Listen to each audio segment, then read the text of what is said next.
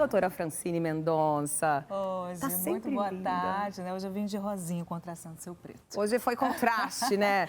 Sobre o que vamos falar hoje, doutora? Hoje temos convidado especial, tá? Doutor Djalma Menendez, perdão. Menendez. Neurocirurgião, tá? Que vai falar um pouquinho pra gente sobre o aneurisma cerebral. Sim.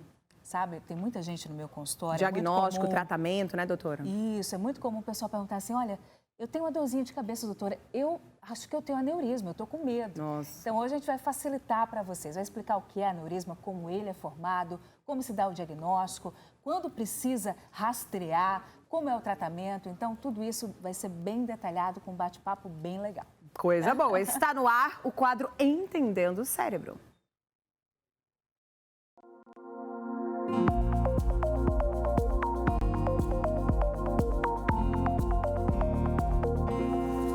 Eu gostei do quadro. Muito boa tarde. Hoje eu estou com um convidado especial, o doutor Djalma Menendez, e nós vamos falar um pouquinho do aneurisma, tá? Por que eu trouxe esse tema? Porque a população, vocês escutam falar de aneurisma e tem uma dorzinha de cabeça, acha que pode ter, não é? E é frequente na população, não é isso? Frequente eu falo, 2 a 5% da população mundial, tá? Existe a presença desse quadro e a gente quer passar para vocês como suspeitar, quais são os sintomas, não é isso? É por isso que eu trouxe o doutor Djalma aqui. Então, o primeiro ponto é, doutor Djalma, o que é um aneurisma e como ele é formado? Inicialmente, eu gostaria de agradecer o convite, Francine, e acho que é um tema super importante falar sobre os aneurismas cerebrais, né? Porque, devido à sua gravidade, então é um tema que tem que ser levado para a população, né? Às vezes, pessoas têm histórico familiar e não sabem, né? Às vezes, precisa fazer a investigação. Mas, inicialmente, o aneurisma, ele é uma dilatação na artéria, de uma artéria dentro do crânio, e como se fosse uma bolha, né? Por um enfraquecimento da parede da artéria. Então, com o passar do tempo, essa bolha ela pode vir a aumentar e pode vir a estourar em algum momento, causando um tipo de hemorragia intracraniana. Então, o aneurisma é isso, é uma bolha que se forma na parede de uma artéria, numa parte que está enfraquecida por algumas alterações que podem acontecer ao longo da vida. Excelente, a gente tem uma analogia, né? Tipo pneu de carro, sabe a lateral do pneu de carro, quando faz aquela bolhazinha? Então, vamos dizer que a bolha seria o aneurisma e o pneu ali seria a artéria, tá? Só para vocês entenderem. Então, a gente tem esses vasos, né, que são as artérias, que levam sangue ao cérebro. Quando uma paredezinha dela enfraquece, forma essa bolha, como essa lateral, a bolha do pneu do carro, vamos dizer assim, para vocês entenderem. E aí nós temos o aneurisma, que tem um risco, o grande risco dele é o rompimento. Não é isso? Essa analogia é muito boa mesmo. Às vezes também tem analogia com aquela mangueira de jardim, né? Que você tem aquelas bolhas, fica meio enfraquecida a parede da mangueira e você forma algumas bolhas. É mais ou menos essa comparação, é bem legal mesmo. Excelente. E assim,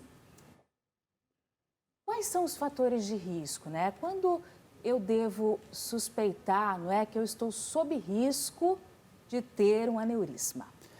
Assim, o aneurisma, por si só, ele é uma doença assintomática. A maioria das pessoas vai descobrir que tem um aneurisma quando ele rompe. Então, você não consegue fazer um diagnóstico assim, vou fazer um exame e vou descobrir um aneurisma. Geralmente, o diagnóstico é quando ele rompe e ele causa uma dor de cabeça muito típica, né? Que é uma dor de cabeça intensa, súbita, a pior dor de cabeça que o paciente já sentiu na vida. Né? É uma dor de cabeça que a gente fala que é uma dor de cabeça entrovoada, né? E às vezes o paciente, além dessa dor de cabeça súbita, ele pode ter perda dos sentidos, crise convulsiva, outros fatores assim. Então, esse é a principal forma como os aneurismas são diagnosticados, infelizmente. Né? A gente sabe que existe uma prevalência na população geral, né? Que é essa que você falou, em torno de 3 a 5% dos aneurismas, mas quando você tem histórico familiar, né, é importante frisar isso, porque se você tem 2 ou mais parentes de primeiro grau, tipo pai, mãe, irmão, que tem aneurisma, é interessante você fazer esse screening de diagnóstico, investigar se essas pessoas têm aneurisma. Por quê? Porque existe um risco dessa pessoa também ter em 15%, ou seja, é um risco bem maior do que a população em geral. Então, você precisa investigar, que a gente chama, nessa condição chamada aneurisma familiar, investigar os parentes de primeiro grau. E aí a gente faz, às vezes consegue fazer esse diagnóstico, que é a melhor forma de se descobrir um aneurisma é quando ele não rompeu, que a gente chama aneurisma incidental. Incidental, achado de exame, né? Isso. Sim, ok. Muitas vezes a gente diagnostica o aneurisma como um achado também, Isso. né? Algumas vezes eu estou investigando pacientes para dor de cabeça, que mudou um pouquinho de padrão. Não é essa que o doutor Djalma falou, que é súbita, entrovoada, não é? Uhum. Como ele bem citou, que essa você deve procurar uma assistência de uma maneira imediata, Sim. né? Uma dor de cabeça súbita, e principalmente quando vem associado a isso, crises, muitas vezes sonolência, rebaixa a consciência, opa, sinal de alarme, precisa procurar uma assistência. Então, ele muito bem colocou. A dor de cabeça quando a aneurisma rompe é diferente. Diferente, por exemplo, de uma enxaqueca, de uma dor de cabeça da tensão, né? Que a enxaqueca é aquela dor... Muitas vezes, essas dores de cabeça, como eu estou citando, enxaqueca, que não tem essa gravidade, elas progridem ao longo, né, dos dias, vão aumentando de intensidade. É diferente dessa que o doutor Djalma está falando, que é súbita, não é isso? É uma dor de cabeça que o paciente nunca sentiu na vida. Nunca sentiu. Ele sabe precisar exatamente o que ele estava fazendo na hora que a dor de cabeça começou. Estava cozinhando tal coisa quando começou a dor de cabeça. Ele consegue precisar o que ele estava fazendo exatamente naquele local, de tão importante que é essa dor de cabeça. Exatamente. E pode vir perda de força, né? Déficits neurológicos podem vir associados também, não é isso? Pode vir, mas o mais comum é só a dor de cabeça. É a dor de cabeça, excelente. Então, a gente falou dos sintomas. Você me passou quando o aneurisma rompe, tá? Mas existe algum sintoma quando não ocorre a ruptura? Há alguns casos, antes de romper o aneurisma, o paciente ele pode ter uma dor de cabeça chamada cefaleia sentinela. É uma dor de cabeça que precede o sangramento. Isso quer dizer que, às vezes, tem várias teorias. Uma delas é que o aneurisma cresceu e ele precede algumas semanas ao rompimento de fato, e aí você pode ter essa dor de cabeça, né? Ou então sintomas compressivos, a depender da localização do aneurisma. Então, tem aneurismas que ficam muito próximos ao nervo da visão. Então, por exemplo, o paciente começa a ter perda visual. O aneurisma fica muito próximo do nervo que abre a pálpebra, o olho aqui. Então, o paciente pode ter uma queda de pálpebra, por exemplo. Ou mesmo uma visão dupla, Uma visão né? dupla, exato. Então, a depender do local, ele pode ter sintomas relacionados à compressão local. Tá? Mas esse não é o mais comum. O mais comum é a dor de cabeça súbita, intensa, pior da vida. Que precisa procurar uma assistência... Isso, de imediato. De imediato, imediata. Ok. E quando o aneurisma se rompe? Não é? Você falou que pode, enfim, o sangramento, não é? E como é que isso se desenrola? Como é que... Quando o aneurisma rompe, nós estamos diante de uma situação que é uma catástrofe. É uma situação extremamente grave. Eu vou falar para você alguns números. Por exemplo, se você tem um paciente que rompe aqui, um aneurisma, ele tem uma chance de ir a óbito em 15% dos casos antes de chegar no hospital. Então, vamos supor, numa população de 100, 15 pessoas vão a óbito antes de chegar ao hospital. Tudo bem. Aí tem o restante. O que chega ao hospital. O que chega no hospital. Quando chega no hospital, existe um risco dessas pessoas em torno aí de 40% de ir a óbito nas próximas semanas. Então, uma mortalidade, 40%. Uma mortalidade geral altíssima, né, se você considerar como as outras doenças em medicina. Né? Então, nós temos uma mortalidade alta, e não só a questão da mortalidade, os pacientes que sobrevivem, também eles permanecem com sequelas gravíssimas, que eles não conseguem voltar às atividades que eles faziam antes do aneurisma romper.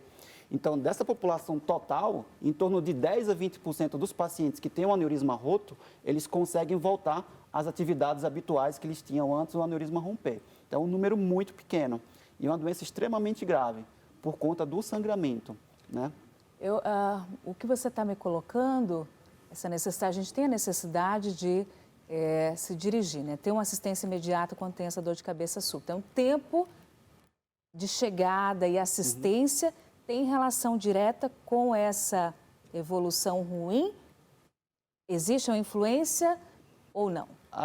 Assim, o ideal é o aneurisma sangrou, ele ser tratado o mais precoce possível, porque depois que ele sangra, mesmo que o paciente sobreviva ou ele consiga ser recebido nos primeiros atendimentos, se ele sangrar de novo, e esse sangramento, depois do primeiro sangramento, a taxa é bem maior, se esse aneurisma ressangra, a chance desse paciente evoluir de forma desfavorável é muito alta. Então, assim, o aneurisma sangrou, você tem que tratar o mais precoce possível. Então, tempo de assistência, rapidez com que você se dirige, né? A intervenção. E uma coisa interessante que eu falo para os pacientes, mais para os familiares, quando eu estou com um paciente com aneurisma roto, é que quando a gente trata o aneurisma depois que ele sangra, é só uma etapa do tratamento. Existem complicações que acontecem depois do sangramento que ainda podem interferir na morbimortalidade desses pacientes. Risco de vasoespasmo, isquemia, a hidrocefalia, são várias condições que podem levar o paciente a um quadro neurológico muito pior depois do aneurisma mesmo sendo tratado. Então, assim, é a pontinha do iceberg. Você tratar o aneurisma é evitar para ele ressangrar. Só que aí o paciente... para ressangrar, mas depois tem que permanecer em observação e com tratamento, o paciente fica em UTI. É isso, por esses riscos que o doutor Djalma está colocando, né? Esse vasoespasmo, é quando os vasozinhos estreitam e esse sangue ele não chega lá no cérebro adequadamente, isso pode levar até uma isquemia, não é? Eu falo, uma falta de oxigênio para as células do cérebro. Então, não só tem a questão do sangramento, né? Mas as complicações pós, que isso pode ocorrer, por isso que o paciente, quando tem esse quadro, ele fica em UTI, em cuidados intensivos, monitorando tudo, né? Pressão, volume de urese, o quanto entra de água, o quanto sai de água. Esse paciente não pode fazer febre, ele não pode desidratar. O ideal, se esse aneurisma não tivesse sido tratado, não sentir dor, controle de agitação, é uma série de medidas intensivas que precisam ser tomadas no ambiente de UTI para evitar as complicações pós-sangramento de um aneurisma intracraniano. Tá vendo, gente? Então, prestem atenção em tudo que ele está falando aqui, viu? Quando suspeitar, procurar atendimento médico, essa questão da assistência, que é super importante, não é? Uma assistência rápida, tá? É isso. Então, chegando no hospital, tá? Como se dá o diagnóstico? Eu tive aquela dor de cabeça súbita, vamos colocar um parente meu. Parente teve uma dor de cabeça súbita, ficou sonolento. Vamos supor que ele começou a ter um déficit neurológico, perdeu, né? Tá um pouquinho mais fraco, talvez, né? Que isso pode, mais raro, mas pode acontecer. Chegou no hospital. E aí? Vai ser atendido, não é? Ter assistência. Quais são os exames que são realizados para o diagnóstico? Quando existe, às vezes, vou até melhorar essa condição. Às vezes, ele só teve a dor de cabeça súbita, intensa, pior da vida. Ótimo. E ele não teve o déficit neurológico. Nem essas outras, até para dificultar um pouquinho o diagnóstico, né? Excelente. O paciente chegou com dor de cabeça súbita, intensa, pior da vida, no pronto-socorro, ele precisa ir para uma sala de emergência e fazer uma tomografia de crânio de imediato. Ótimo. Porque a tomografia de crânio, ela vai identificar se houve ou não o sangramento, mas ela não identifica o aneurisma. Então, ela vai olhar que houve um sangramento e aí depois você precisa complementar essa investigação com um exame que a gente chama estudo de vaso. Você precisa fazer ou uma angiotomografia ou uma angiografia, que é para identificar se realmente esse sangramento foi proveniente de um aneurisma cerebral. Tá? Entendi. E aí então, depois... Isso. Perdão. Não. Então, o paciente chegou, cefaleia súbita, pior da vida, fez a tomografia, identificou um sangramento. Mas é só a tomografia ou, por exemplo, se ele vai com essa dor de cabeça súbita, pior da vida, a tomografia não viu nada. Existe algum outro exame além desse? Existe, a tomografia tem uma limitação. Então, se o sangramento for muito pouco ou se já faz muito tempo que essa pessoa teve a dor de cabeça, esse sangue ele começa a desaparecer da tomografia e ele não consegue detectar o sangramento. Tá. Então, a gente faz um estudo do líquor céfalo-raquidiano, que é o líquido que circula o cérebro, que banha o cérebro, e ali vai ter algumas células antigas que denotam o sangramento prévio. Deixa eu traduzir para vocês. Esse líquido céfalo-raquidiano, sabe aquele examezinho da coluna, né? Coloca aquela agulhinha na coluna, que tira, né? A RAC, é que tira esse líquido, tá? E nesse líquido vai se avaliar se houve sangramento, que algumas vezes a tomografia pode vir normal. Não detectar. Tá bom? Ainda tem essa possibilidade. Por isso que né? o que é mais importante é o quadro clínico. Se o paciente tem um quadro clínico com fatores de risco, paciente hipertenso, tabagista, histórico familiar de aneurisma, cefaleia súbita intensa, 40, 50, 60 anos, tomografia normal, eu tenho que fazer um exame de líquido para esse paciente para saber se houve sangramento ou não, entendeu? Excelente, excelente. Depois você trouxe uns VTzinhos que a gente vai falar do tratamento também do aneurisma, viu? Já já a gente está indo ali para a tela. Ok, então você colocou cigarro, tabagismo, etilismo, o que mais predispõe? Os fatores de risco, né? Nós temos fatores de risco que são que a gente chama fatores de risco modificáveis e não modificáveis. Tipo, você não pode mudar. Então, se você tem um histórico familiar, você não consegue mudar o seu histórico familiar. Então, são fatores de riscos não modificáveis. Agora, entretanto, existem alguns fatores que nós podemos mudar, né? Isso é uma mensagem super importante. Então, pressão alta, hipertensão arterial sistêmica, é um fator de risco super importante para a formação do aneurisma, né? Tabagismo, da mesma forma. E aí tem outros, esses são os dois fatores mais estudados e mais relacionados. Porém, pressão alta e cigarro, hein, gente? Cuidado aí, hein? Porém, existem outros fatores que eles também são controversos, podem ter associação ou não, como o consumo excessivo de álcool, né? O colesterol mais elevado. Por quê? Porque leva ao enfraquecimento da parede da artéria. Né? Eu até coloquei, acho que um videozinho, como é que o aneurisma se forma. Vamos lá ver esse VT que ele quer mostrar. Ok, então, para deixar bem claro para todo mundo, tá? Nem sempre a gente tem, na verdade, assim, existem condições que a gente vai rastrear esse aneurisma, tá? Não é você achar que teve, que deve procurar, não é assim. Quando a gente deve rastrear? Então, repete, quando você tem parente de primeiro grau. Isso. E quais outras condições? É uma condição que o aneurisma não rompeu. Ok. Então, assim, você tem um histórico familiar de 2 ou mais parentes de primeiro grau que tiveram um aneurisma intracraniano ou tiveram um sangramento por aneurisma intracraniano.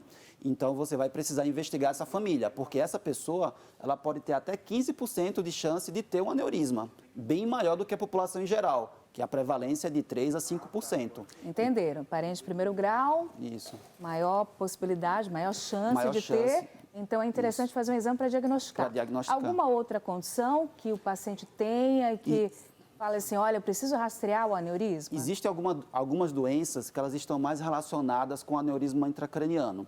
Então, por exemplo, doença renal policística é uma doença que tem um componente genético e tem uma forte associação com doenças com um aneurisma cerebral também.